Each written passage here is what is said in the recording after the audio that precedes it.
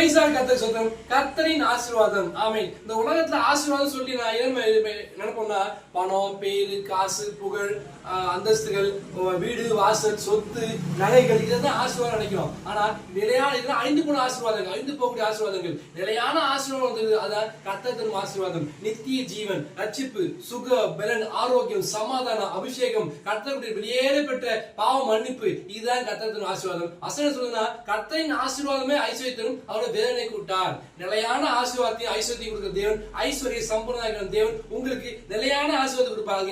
என்ன ஒண்ணும் முதலாவது கர்த்தரையும் ஒரு ராஜ்யத்தையும் நீதி தேடுங்கள், பின்பு கூடு கொடுக்க வாழ்த்து.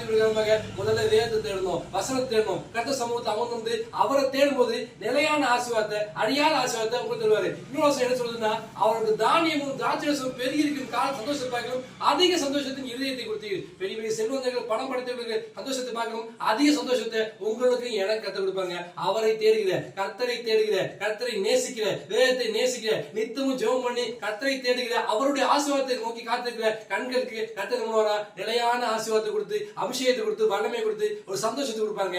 கர்த்தரை தேடுங்க, நிலையான ஆசீர்வாதத்தை பெற்றுக் கொள்ளுங்க. ஆமென். God bless you.